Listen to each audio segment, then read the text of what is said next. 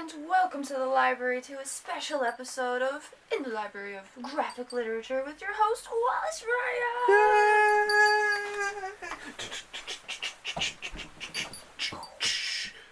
Ryan! And our special guest host, as usual, Luna. Yay! All done up for Halloween? Yes. Oh, yes. Oh, I love that. The strawberry milk. Strawberry milk included. It is. They don't even sell anymore. I know. Not here. I haven't seen it. And related to your cow costume, I have a special surprise at the end of it. So we'll talk about that then. It has to do with cows and comics. Knock knock. What? Who's there? Moo. Moo who?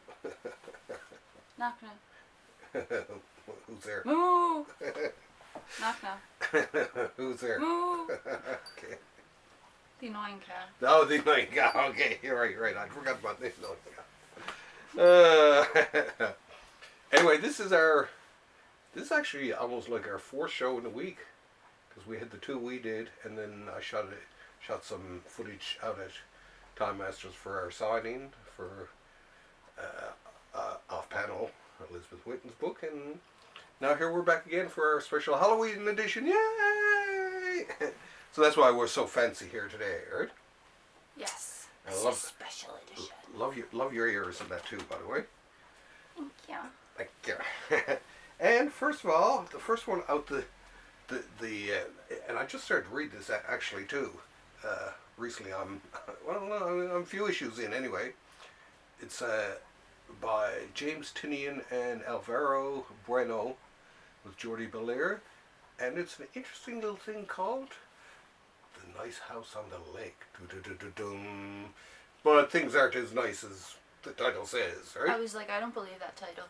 Yeah, it's Despite the bones. It's a lot of bones. oh, it starts out really weird. It's just a bunch of friends and all that, and they all get invited to a party that they have to attend, right? Attendance is mandatory, right? And it just I'm not going to say anything, because if I said anything now, it would spoil right away, the first issue or so anyway. But things are just not what they seem, and it just gets worse and worse from there, right? I gotta say, it's not a bad little thing, right? But I mean, yeah, they get. So how's this tie into tonight's? Well, this is actually a bit of, I guess, a sci-fi horror type of thing. Well, and these are our latest books actually. Ooh. The Halloween related thing will come later. But Nice House on the Lake. Look, the artwork is actually kind of cool, right? Okay, so it's like two color dual. And they use notes. They have even. Yeah, it's but it changes too, and it has different, like.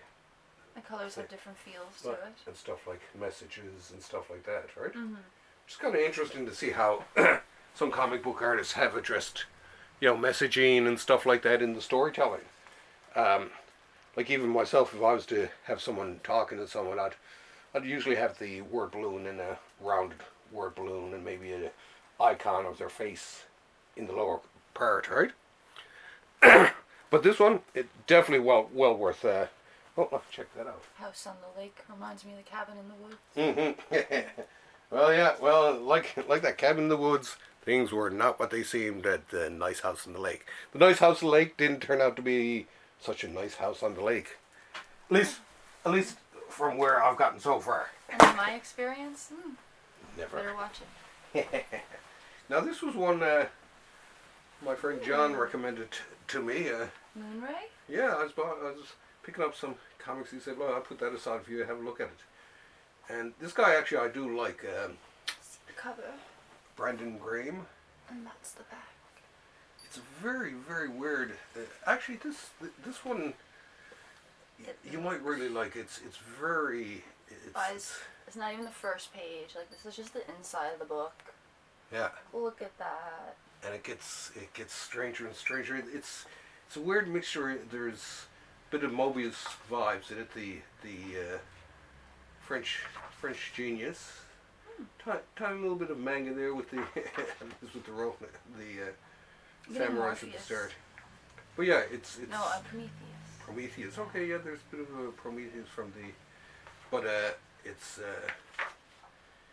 it's a strange book, but I kind of like it. But like I say, especially the Mobius and European comics in general, it has a European feel to it, right? It's a very interesting art style. Yeah. And pretty simple for how trippy it looks. Oh yeah, well that's what I like too.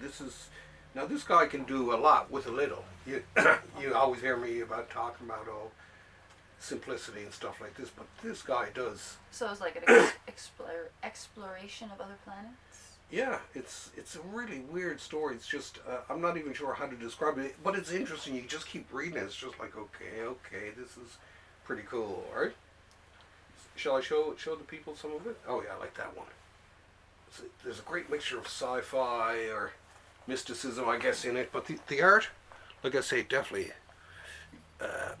Well, it's very much like Mobius out of all, and Mobius has influenced a lot of generations anyway, but definitely a European sensibility anyway, right? I like that. It's very creative. Yeah. Now this is, who needs AI when you got great creators like this around, right? Mm. Pretty darn cool, huh? But yeah, so and it's funny, I got to thank John for the recommendation. Now, as soon as I seen it though and seen the name Brandon Graham on it, I didn't recognize the other one who helped him out with it, but I'd seen his stuff before and liked it, and it was just like, well, I'll get a lot of times if it's someone I've seen do something really cool before, I'll go for it. I'll give it a shot, right? Ooh, flying eyeballs. Dun-dun-dun-dun. Another like fly and some skulls. There you go. Now this is another new one I picked up. Reminds me of Castlevania. This one's a very interesting series. Do you remember that Sweet Tooth show that was on CBC here? This is the same writer. He does this series called Black Hammer for Dark Horse. This is like volume 3. I got 2 other ones, but it's sort of a neat superhero universe, but it's very strange all the same, right? Like it opens up way back in volume 1 where these superheroes are on a farm and they don't know how to get off the farm or whatever, and there's a town, and they basically it's like they have their own life there and all that, but as it is with a lot of comics, things aren't what they seem, right? And they soon discover that they're like in some kind of pocket universe or whatever, and then they begin to, microcosm. Yeah. And so a lot of the characters are, of course, used in a lot of these later stories. And we all have one of those. Black Hammer, though. Black Hammer. That's Black Hammer. She's the new Black Hammer. Kind of looks like Rihanna. You can't lie to me. Well, the old Black Hammer was his dude, so she's taken over the mantle of Black Hammer. I love that. But it's Show them. Oh my God, it's a strawberry apron. I know. Hey, there you go. Look. There you go. The strawberry apron. On theme. Exactly, right? But it's just a very interesting superhero comic. I'm surprised that it hasn't been made into a TV series yet, or even a movie, because it's to me it's Jeff Lemire who wrote it. It's one of his best pieces, right? Well, it'd be all CGI at this point. Well, this just it with the yeah. Well, with that though, I was happy to see that, because as a kid, a lot of superhero movies we had weren't that great, right? But as soon as I seen what was it, Terminator 2, then I realized after watching that and seeing what could be done, it's just like, oh my God, superhero movies are just around the corner. And turned out to be right. Not that I'm some sort of prophet or anything, right? Oh yeah, look at that. We love sci-fi. Yeah, and this is great because this has a nice bit of. I love that head. That's so cool. He definitely seen that in his microcosms. And it's a neat. This is a neat mixture of superheroes, philosophy, a little bit of magic thrown in. So I mean, I love black magic. Some metaphysics. Black Hammer for that. Oh yeah, bit of metaphysics thrown in towards the end.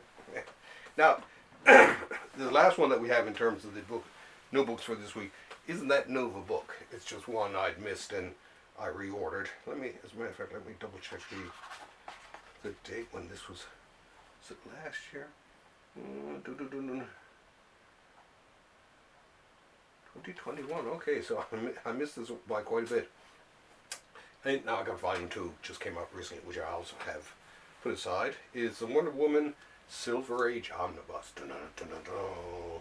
So this is where Wonder Woman goes from the Golden Age, the 30s and 40s and early 50s, to the Silver Age, sort of the more modern times. And when they did that, they switched the artist and the writer. So William Marston, the original writer, the guy who was living with the two women and all that, and invented the lie detector, essentially, the systolic blood pressure thing, and the guy that we were looking up. yeah, and and a lot of people think that his wife and what's her name again, the woman who lived with him, had a lot more to do with Wonder Woman than was originally thought. Right? You have to let them know the backstory. Now we were looking for examples of a healthy polyamorous relationship.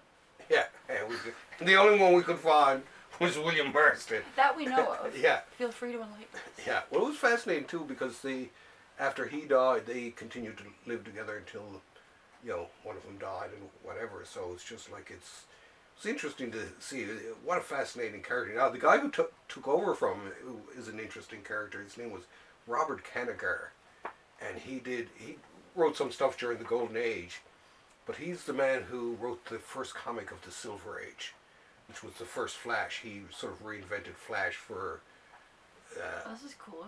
Like something makes time go back. Yeah. She's a kid again. Yeah, I could never understand that, but because there was a That's weird. There is a Wonder Girl who comes along later, but it's not Diana as a young girl, right? Is that like how she stays alive for a long time? I don't know. Well, she's supposed to be eternal because in the latest ones, What, I mean, is she a Sailor Scout? Oh no, she's a mythical, and as a matter of fact, in the one of the latest Wonder Woman things, she's linked to the gods and stuff like that. The daughter of Zeus, was it, or something? Oops, I just gave it away, whatever.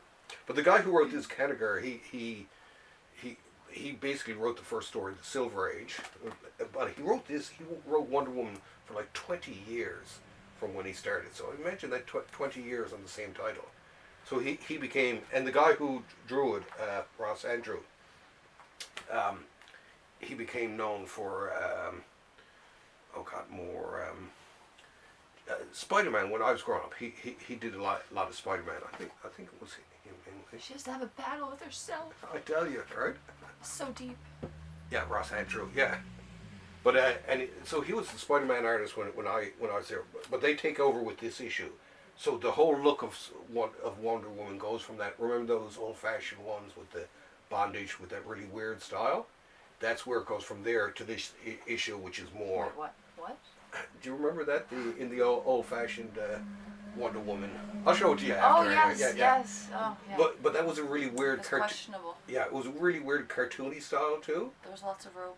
Yeah, and anyway, they changed they got rid of those two. Well, Marston dies and they dump the whole thing, but they bring on these guys to take over Wonder Woman, and they actually do pretty good. I mean, the artist Ross Andrews, I kind of like him as an artist, but Kanigher, apparently he was notoriously difficult to work with. Some people said, but he did comics right up into at least the 70s and beyond. He co-created Sergeant Rock, one of the more famous war comics, and he was an interesting character. Anyway, you see pictures of him. She's as small as a flower. Show that one. It's kind of cool. And I love a lot of these. Up close. Oh yeah, I love a lot of these Silver Age covers too. They're so different, right? There's an innocence to them, right? That you see it. It's just like, the good old days when the only thing we worried about was total atomic destruction, right? But this is the other cool thing. All these stories are Kanigher and Andrew, so it's a complete, book of theirs, right? And they continue on it for 20 years, right? I can remember buying them or seeing them as a kid, because his style really became Wonder Woman for a whole generation, right? When we thought of Wonder Woman before. This is before the TV show and all that. And I will pick up Volume 2 now in the next few weeks just to catch up, but I had to. Now, last but not least, but it's not. This is not a new one. Howard the Duck. And no, we can't look at that yet, because this is your present. This is your special Halloween present. Exactly, and it comes from your outfit there, of course. You wear the strawberry ice cream. What is strawberry milk cowgirl? Is that a great description of it? How would you describe it? Strawberry cow. Strawberry cow. That's it. Okay. I went overboard with it, right? So in honor of the strawberry cow, I did a list of the top 10 cows in comics and cartooning. And you know what? It wasn't easy, right? So I know you'll appreciate this. So number 10 was something called X-Cow. Now he would only appear in the background of certain X-Men titles, stuff like that. You'd see him here and there. Some people think that he's like a shapeshifter and he just happens to be in cow shape when you see him, right? Who knows, right? Next, number 9, Bat Cow. All Bat Cow is a cow they come across, and he has like the pattern on them. The pattern looks like a mask on him, and he looks like a bat, so they adopt him or whatever, right? I'm sure Alfred loved that, right? Number 8, Bova Ayrshire. She's this huge mutant cow made by the High Evolutionary. And this is who appears in, one of the Marvel movies. Anyway, and she's supposedly the one who delivers Wanda and Quicksilver when they're born. Big long story too, but she looks really cool. She was designed actually by a Canadian, John Byrne. It's a really cool looking cow. Number 7, Lou from The Simpsons. And I always love the last line in that about how Bart says, I finally had a cow, right? So I have a cow, man. I had to throw that in, right? I finally did have a cow. Number 6, Man-Eating Cow. It was a series from New England Comics. So, and it delivers on everything that you hear there. Number 5 was just a general Gary Larson, from The Far Side. All his cow cartoons are great. So any cow cartoon by Gary Larson, they're hilarious, right? I used to remember like this animation. It was like a claymation that used to come on when I was a kid and be like, Mommy, Mom, Mommy, Mom. And be like a bunch of cows like marching, and like I think they had like instruments or something. Okay, geez, maybe one of our viewers will know that. It doesn't sound familiar to me. I'm sure a quick Google search and I'd find it. Oh yeah. And I bet you there's someone who's watching this now and says, "Oh, I know exactly what it is." Right? So they'll say in the comments if you do.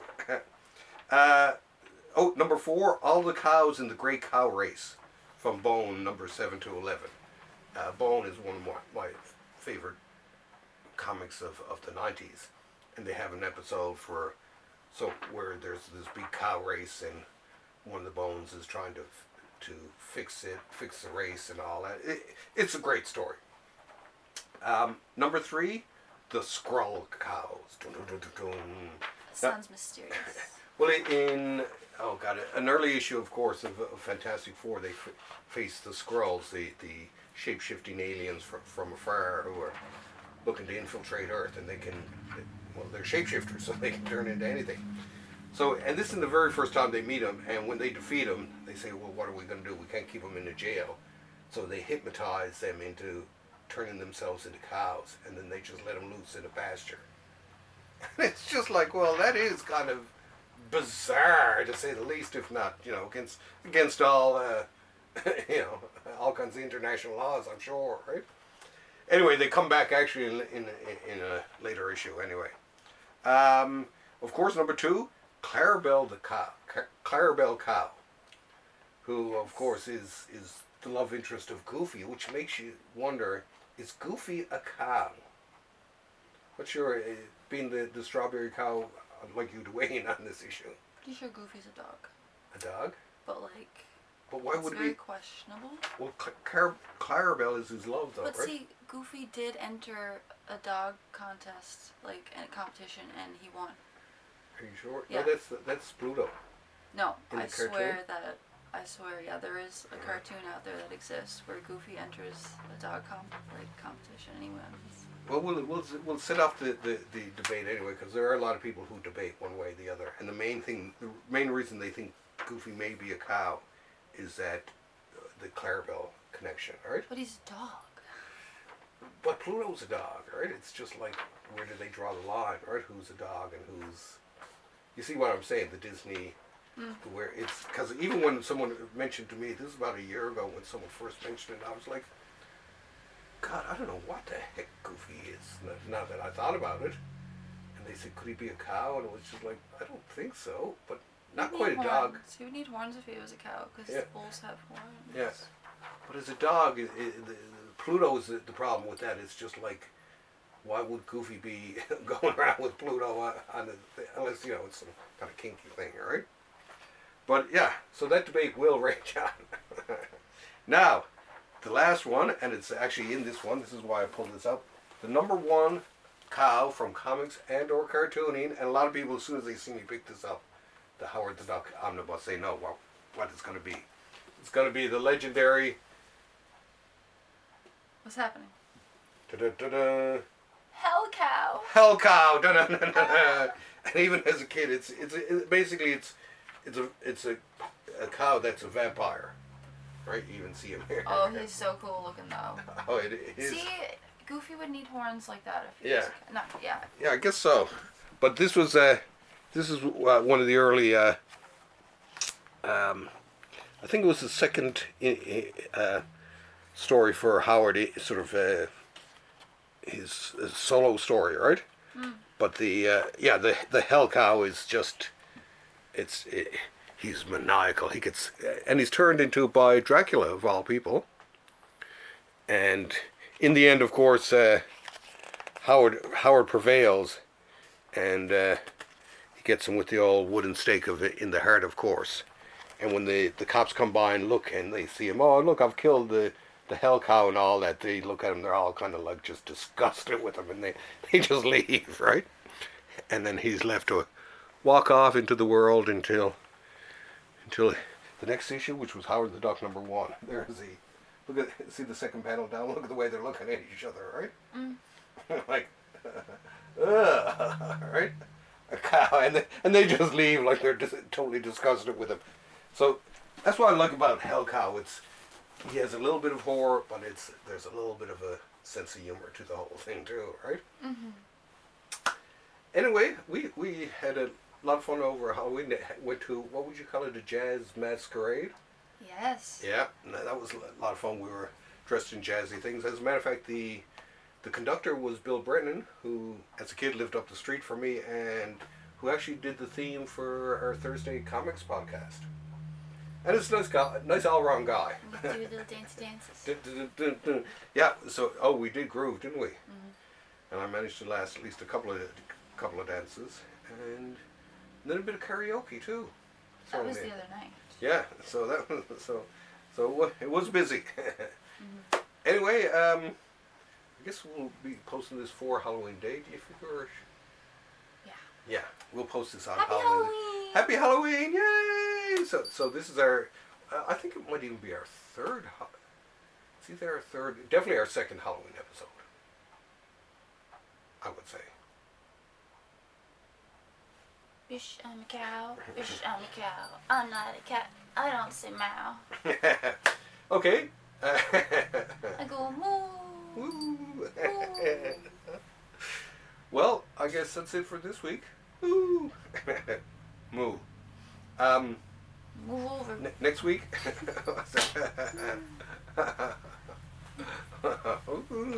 Okay, thanks for having us over. Bye. It got dark very suddenly.